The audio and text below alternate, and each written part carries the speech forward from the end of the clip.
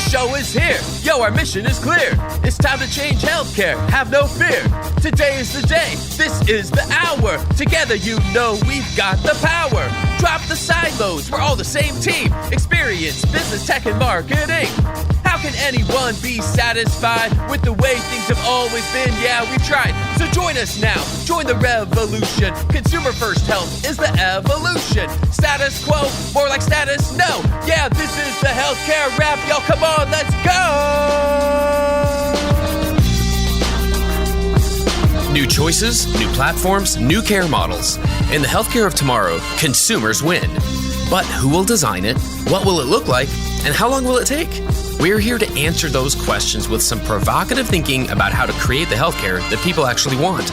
Ready to roll up your sleeves, look at the world a little differently, and explore the frontiers of consumer health together? Join us. This is the Healthcare Wrap. Welcome back. I'm Jared Johnson, ready to share some more provocative thinking about building the healthcare of tomorrow. This season, we're attempting the deepest dive that's ever been done on the disruptive organizations that are likely to impact the experience of healthcare consumers for years to come. For more provocative thinking, we hope you'll follow us and check out our previous episodes, all 200 of them. This show is produced by Shift Forward Health, the channel for changemakers. Subscribe to Shift Forward Health on your favorite podcast app, and you'll be subscribed to our entire library of shows. One subscription, all the podcasts you need, and it's all for free. So here's what's going to go down today.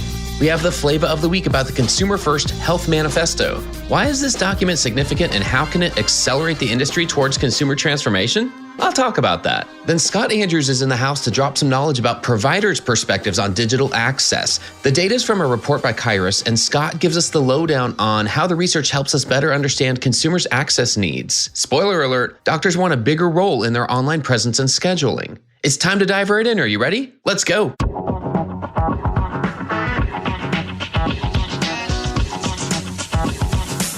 Flavor of the week. Changemakers in healthcare have a new flag to rally around. The Consumer First Health Group, which I belong to, has released a manifesto. More than a year ago, the Consumer First Health community began an open discussion about the wrongs that we see in the industry, the changes that we want to see, and what we can do as a community to accomplish those changes. We narrowed down a long list of ideas and input and edited it into a final document that's intentionally worded to spark action. It's brief yet powerful. This manifesto belongs not only just to the members of our community, but to each of us in the industry. It's our new flag that we're planting in the ground. It's the beginning of a journey, not the end. Let me read it to you in full.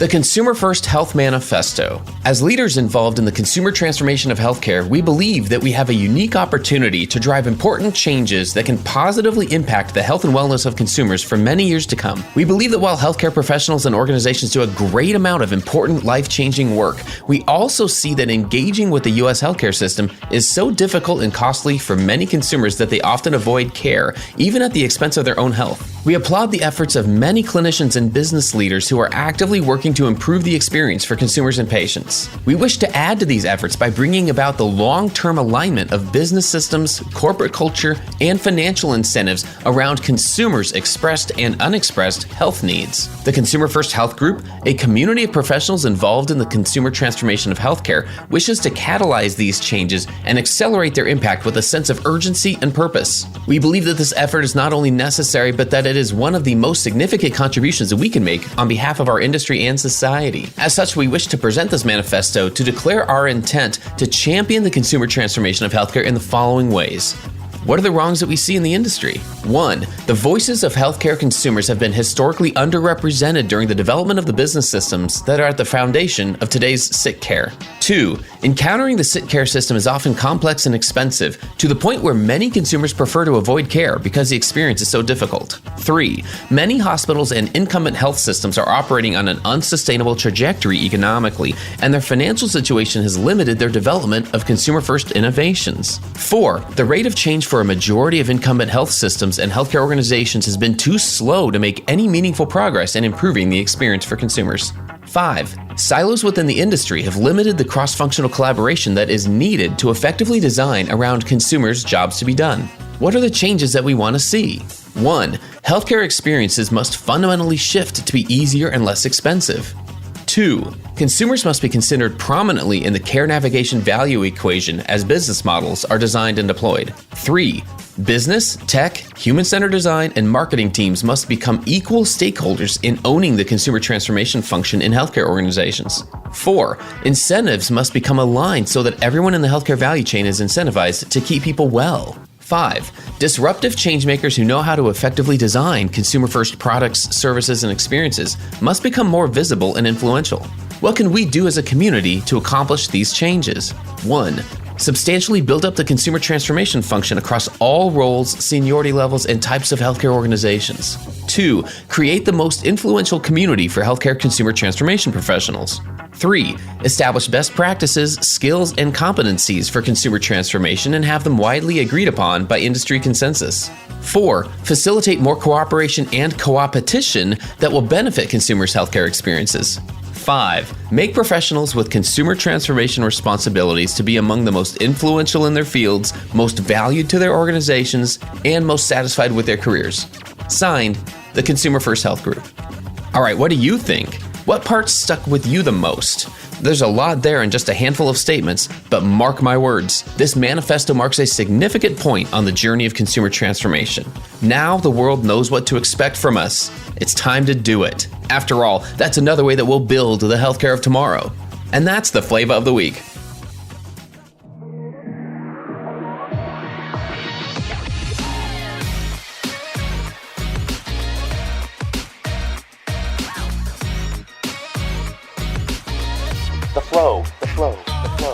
All right, let's get into the flow, everybody. Give it up for Scott Andrews. Scott's the General Manager for Health Systems at Kyruus. We're going to dive into the provider's role in helping consumers seeking care and how that role is evolving. But first, welcome, Scott, to the Healthcare Wrap. Hey, Jared, thanks so much for having me. I'm really looking forward to our conversation today. Absolutely. So tell me, what did I miss in your bio? What else would you like our listeners to know about you and your background? Yeah, geez. I mean, I've been in healthcare IT now for 25 years plus. I really started my career in finance and accounting, and have kind of moved over into the operations, sales, marketing, and customer service side over the years. And I think I have a pretty well-rounded perspective given my where I've been and the different functions I've played. So yeah, I think that's enough about me. Let's get into the topic. Absolutely. What's great is that someone who's been able to see the evolution of things, I think, just has a greater respect for where we are now and where we could be going after this. I think that that's the case for a lot of folks who've just been in this intersection of healthcare and tech long enough to see, like, the one sure constant thing is that, like, yeah, we're not going to be in the same place a few years from now. Things are going to change. There's going to be a lot of coming and going and evolution of the tech and the people implementing the tech and the people using the tech. So it's great to go there. I think one really cool thing that is just going on right now is that I hear the questions that are being asked by marketers, by digital teams, by IT. The questions themselves seem to be a little different. And I feel like just over the years, again, just having been in that spot myself in the past, being client side, I remember really well that thought of just going along, having a process, having operations work a certain way, and then kind of finding out about a new platform that's out there, finding out about a new way of doing things, and having to have a process for evaluating what the tech is and what that platform might do, what business problems does it solve. And it's one of those things that just always helps me go back and feel empathy for anyone who's involved in implementing any type of digital solution on behalf of a healthcare organization. So all that just to say, I feel like you're the same way. Like you absolutely have empathy for those who are involved in the evaluating, the supporting, the implementing, and just understanding what a platform does in the case of healthcare happening. I mean, is that safe to say? How do you feel about those who are implementing any type of digital platform these days? It's a big challenge. I think the marketers and all of these digital health organizations are really good at their jobs because they all sound very similar, and it's hard to discern who's really capable of doing what. So you really have to get underneath the hood and frankly, go talk to the clients of these organizations I think, to best understand, do they do what they say and say what they do? To your point, Jared, it's hard because you've got a lot of different vendors out there that sound similar, that feels like they do the same things, but are they really differentiated? And so you need to take the time to understand that. And again, I say talk to the end users to make sure that you're making the best decision for your organization when you're going through this process. Well put.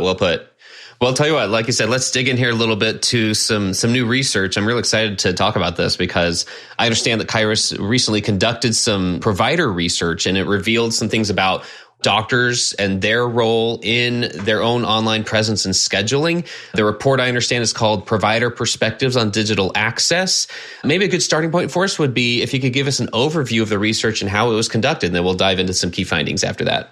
Yeah, thanks, Jared. I mean, at Kyruus, we love to go and do outside research, and we typically do a patient access journey report every year.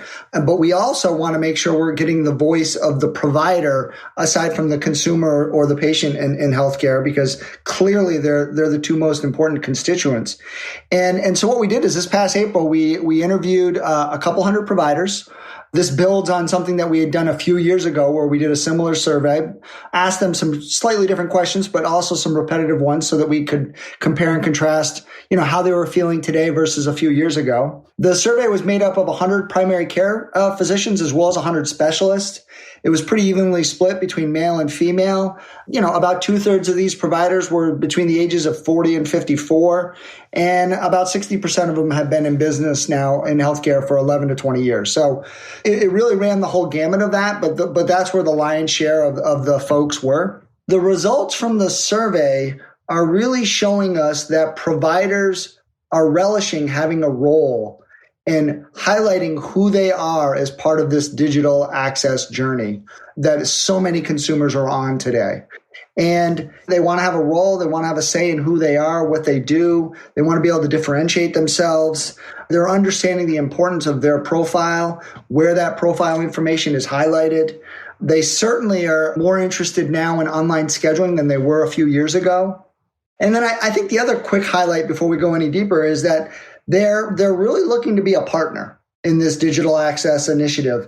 I think that they feel like they've gotten some pretty good communication from their respective organizations, but they want more, and they want to be a partner as these things continue to unfold, especially with the idea that there are staffing shortages, and they think that these digital initiatives might be able to help their organizations and themselves around that. Those are some really interesting data points. I think they do speak to the evolution of a provider's view of the importance of their online presence, like you said.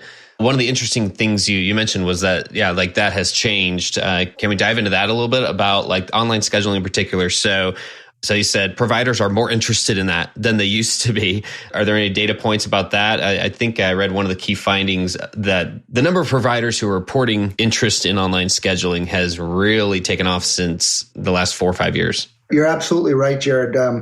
In this survey, we found that about 2/3 of the doctors are participating or are about to participate in online scheduling. And that's up 30% from just a few short years ago.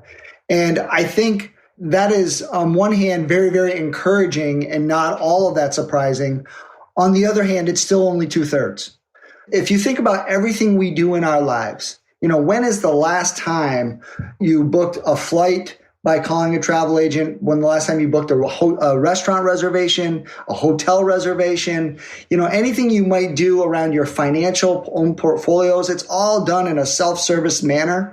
And in healthcare we're creeping along, we're dragging ourselves into the 21st century here, but we still got a little bit of work to do. I think that's pretty safe to say. I don't know anyone who would disagree with that. What other key findings should we dive into here? What else did you find interesting? I think the thing that I'm most encouraged and excited about is that the provider wants to be involved with their online profile. I can't tell you the number of customers that we've engaged with at Kyruus where the digital leaders, the operational leaders were like, listen, I don't want to bother the provider. They're really, really busy. And I want to be able to do this on our own. And I think that what the survey is telling us is kind of consistent with how Kyruus goes about our business, which is the more engaged the provider is, the better the profile is going to be, the more accurate it will be, and they'll understand why you're doing it. And the why is pretty straightforward, right? Like, these individuals work extremely hard at their craft. They've studied long and hard to get where they're at, and they want to be able to showcase their professional experience, their academic experience. They want to improve the visibility of who they are to other referring providers and to consumers so that they can attract patients. They've also are highlighting that they don't just want their profile on their respective healthcare organization's website. They want their profile everywhere and anywhere where a consumer might be searching for care, which really resonates with me personally and what we're trying to accomplish at Kyruus.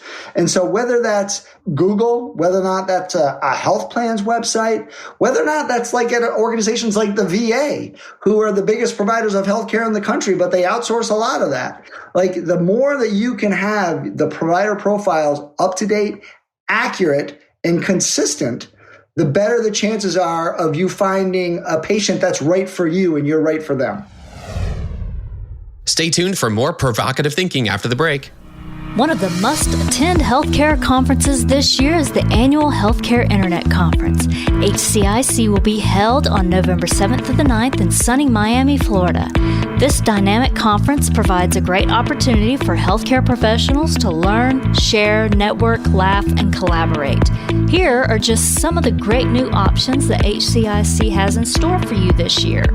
There are recorded bonus sessions available to watch anytime during or after the conference, recorded vendor demos discussing hot topics or showcasing the vendor products or services. There will also be a career fair section that is available to search and browse for open digital healthcare positions. It's really an uplifting way for you and your team to recharge and refocus. Go to hcic.net to learn more and get registered today. That's hcic.net. We can't wait to see you there. Okay, back to the flow. Well, that's what this all comes down to, isn't it? This is helping consumers find the right care for them, and knowing that there's always a bit of hesitancy for most patients and consumers out there. I'd say of all ages, of all demographics, we're not just leaping to go see the doctor. So there's a little bit of trepidation most of the time. Typically, we're not necessarily thinking completely rationally. You know, like, we are looking at choices. We are looking at, where do I go seek this care? But we're also deciding between that and not seeking care at all. And we're also looking at what other options are there. And we're not necessarily shopping, for the most part, as consumers, for healthcare in the same way that we do for some sneakers or a t-shirt or, something else, or a cruise or whatever. So it's some of those nuances and understanding how we make those choices, like, those are so important. And it's refreshing to someone like myself to hear how the provider role has changed and how providers have acknowledged that their online presence is key, that yes, your clinical reputation is important. It will get you to a certain place, but people are using all these other data sources to make their choices. And one of the other findings that I read about the report that was interesting to me was that nearly 80% of providers say their profile is key for presenting an accurate picture of themselves to consumers and colleagues. I'm guessing that number was not like that a few years ago. I'm guessing that number has completely increased. That's encouraging to me. I don't know, like, what you're experiencing with clients in terms of what the conversation sounds like with a provider and how that's changed. Like, does this data reflect the types of conversations you have with clients on a regular basis? What types of questions are providers asking, and how has that changed? It absolutely does reflect it. These findings are consistent with what we see on the ground. And I'll use something that sounds rather basic, Jared, but imagine how powerful this is. So oftentimes when we think about a provider's profile, we do think about things like professional experience, their academic experience, where are they located? When are they available? How about what languages they speak? Like, there's nothing more powerful than to make sure that you can connect with the provider that's seeing you for the symptom, the journey that you're at in your healthcare, eco. if whether it's Mandarin, whether it's Spanish, whatever the case may be, if you can find somebody who speaks your language, because perhaps English isn't your first language, then imagine how much more comfortable you're going to be trying to go in. You've already got that trepidation. It's exponential when you're unsure whether or not you're going to be able to communicate. But when you find somebody who can communicate with you, and they're in the specialty that you need, and they're at the location that matters to you, the difference that makes is night and day, both for the provider, but also for the patient for sure. And everybody is winning when you can highlight just those simple little pieces of key information and do it consistently all over the web and all over wherever your digital presence is. And I think providers have figured that out. These are, again, incredibly smart, hardworking individuals, and they realize that people are doing this for all other aspects of their life. And so they're going to do it in healthcare too. Even if it means they're not ready to schedule the appointment online, they certainly want to find their provider online, and they want to do the research, and they want to understand who you are. So tell me more about your philosophy of care. And let me look at a video that explains who you are and what you like to do as an individual. Because if I'm going to trust you with my health and my care, I want to make sure that there's a connection there. Not only in terms of we speak the same language, but maybe we've got some similarities as well. Was there anything else in the research that helps us better understand consumers' healthcare needs, like their choices at all? You mentioned just the fact of language, that's something that can make a big difference when you're making a choice of where to go seek care. Were there other findings in the research that helped us kind of better understand those needs? What the research is doing with this particular one around the provider is essentially driving home the fact that the provider and the patient are arriving at the same place, which is we all are going to be doing this in a digital format. And so I need to make sure that my profile is available, and it's digital, and it's enabled everywhere, because the patient, the consumer, is looking for care everywhere. And so I think that's what the report is driving home, is that providers are now seeing eye to eye with the consumer. And I think a few short years ago, that was not necessarily the case. And so I'm very encouraged by the results of the findings here, because I do think it gets it much more in line with the consumers and the patients that are out there looking for care. That's great. And what I think it also does, I'm hoping it can be used in those one-on-one conversations between an administrator, a marketing team, a digital team, and the provider, where they're talking about, seriously, why do I have to spend time doing this? Like that conversation. Hopefully this research can be used in that, just to help everyone kind of get on the same page and understand the need for it. And I do feel like you said, that conversation has evolved a lot, and there's a lot more recognition of where care is, like where that care journey is starting. And I think that's important. It just kind of leads to this thought in my mind that the fact that consumers do still need a lot of guidance to navigate all their options. Why do you think that is? Like, why is it so hard still? It's 2022. Like, why is it still so hard for somebody to navigate their care options? Look, healthcare is famous for alphabet soup and all sorts of places that overlap to some degree about where you could get care. Let's just think about it for a second. Urgent care, convenient care, retail care, emergency room, doctor's office, specialty clinic, going to see, get an MRI at the hospital, go to a separate facility for an MRI. Do I need to be downtown with the academic medical center, or am I okay being out in the suburbs with more of a community-based provider? Can I do this virtually? Do I even have to go in? Am I going to be, how about my pharmacy? Can I get anything done there, or do I have to go see the doctor? What about a lab test? So if you put all of that together, it is incredibly complex, hard to understand where you need to even start your journey. So that online digital presence can really assist a consumer as they sort of go through a process of answering a few short questions, and it can navigate you and push you in the direction where we think your best access of care can happen.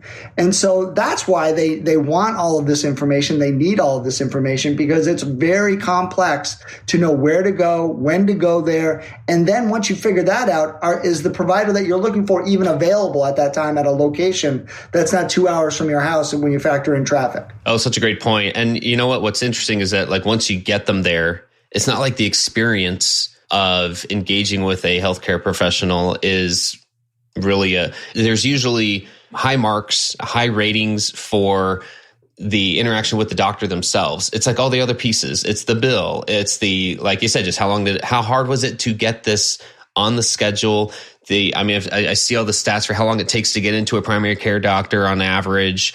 And it's usually just for a rushed few minutes there with them, where you don't get to go into actually all of your medical history that could play a part in your diagnosis or your treatment plan. And that model itself needs some help. The experience in it typically doesn't leave you feeling like, oh, cool, next time this is going to be easier. It usually leaves you feeling this is going to be just as hard next time. That's discouraging. That's just the reality right now. And, I look at someone like myself. My parents are starting to get up there in age. I've got kids from elementary to college age right now. And it's incredibly hard to think, when is this going to get easier? And so I feel like anything that I can see that's going to make the healthcare encounter easier, then I'm rooting for it. Anything that can make any part of the experience better for me, fewer steps, less friction, then I'm rooting for it. I'm a champion of it. And that's why I think it's interesting here, because we're talking about how the provider can play a major role in that. And then I even see the role of health system leaders, the administrators, those who are supporting providers.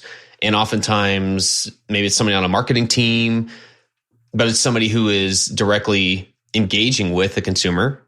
There's somebody else in that role. Like that health system leader needs to understand how important this is. And if I'm an administrator at a health system or hospital, and I see myself as having a role in guiding somebody to improve their health, then I'm going to open doors. I'm going to remove obstacles, both for them and for my team, like for my providers. I'm going to try to help them all understand this role that they need to play. What do you think about that? Like, what do you think about the role of health system leaders in guiding consumers to the right healthcare? I think you're spot on, Jared. I think that there are so many dedicated people out there that are trying to do the right things to make the journey easier for the patient, to make the process easier for the provider and the surrounding staff. But it's a very, as we've just got done talking about, it's a very complicated process.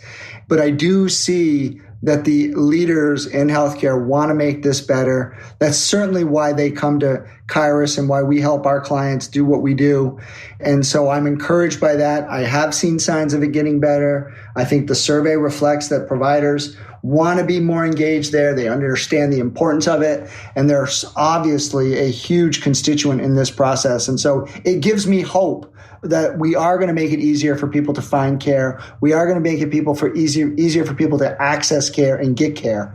And whether that's things like virtual programs, whether that's the spreading of retail care around almost on every corner now, there's definitely been some huge strides that make it easier for folks to at least get some of that frontline care to start the process. That's awesome. That makes a lot of sense. And I do hope we keep seeing momentum in that direction. Let me tell you what, Scott, I got a couple questions, just kind of back it out of here a little bit and just take the big picture view of things. I'm just really curious from a personal standpoint, what other trends you personally are paying attention to in the industry right now? People often ask me, like, when is online scheduling going to be something that is just pervasive throughout the entire industry so that an individual can schedule an appointment anywhere? I often reply by saying, look, I think in the next 10 years, we're going to, of course, 99% of all appointments are going to be scheduled online. Are we going to get there in 1 year, 2 year, or 3 year? I'm a little less uncertain there, but I know that time is on our side because of survey results like we're seeing here with the providers themselves wanting that. And so I continue to track that and follow that because I do believe that if you can make it so that an individual can schedule the appointment themselves, then that's taking complexity out of the process and simplifying it enough so that you and I can do it. And that is, in my mind, that's a huge step forward. So I continue to follow that. I continue to track that. I continue to look for that from a global healthcare perspective. I just think it's a good barometer for the complexity and the reduction of complexity if we can pull that off. Nice. Well, I hope you're right. I can see a lot of momentum happening here, like I said, and hopefully recognizing that this is part of improving the experience ultimately. Hopefully we do keep seeing progress. All right, then my last question for you here is just very open-ended, wherever you want to go with this one. But I'd love to hear, what do you hope healthcare looks like 3 years from now? Like, what do you hope we're celebrating? What do you hope we are seeing as improvements in that 3-year time frame? I hope that in the next 3 years, we are able to understand what healthcare costs just like we understand what those t-shirts and sneakers cost today. So, there's been a lot of federal mandates impacting both the plan and the provider side, where we're bringing forth a little bit more cost transparency. It started with machine readable files, which probably don't do much for you and I, Jared, but I think that that's going to continue to evolve. And so my fondest wish is that in 3 years, you as an individual in your high deductible healthcare plan are able to truly understand what it's going to cost to do that MRI, to get that hip replaced, to go visit the doctor and get that flu shot, so that you can factor that in to everything else that you have to do, from an economic perspective. I love it. That gives us something to shoot for and something to keep an eye on as things progress in the industry. This has been so much fun, Scott, and I'd love to give our listeners a way to connect with you if they'd like to outside of this. What's the best way for them to do that and to get their hands on a copy of the report? Sure. Thanks, Jared. I'm out there. I'm on LinkedIn.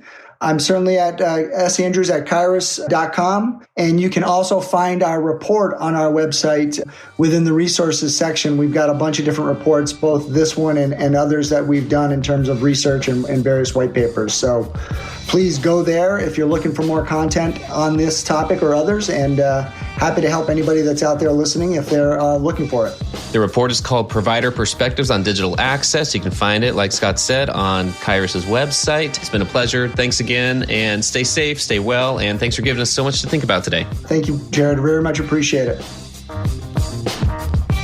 Thanks for tuning in. If you like what you heard, please spread the word. Tell your colleagues to tune in for all the awesomeness, then leave a review on Apple, Spotify, or wherever you listen. This show is produced by Shift Forward Health, the channel for changemakers. Subscribe to Shift Forward Health on your favorite podcast app, and you'll be subscribed to our entire library of shows. See our full lineup at shiftforwardhealth.com. One subscription, all the podcasts you need, and it's all for free. And remember, we might have a lot of work to do in healthcare, but we'll get there faster together. Thanks again.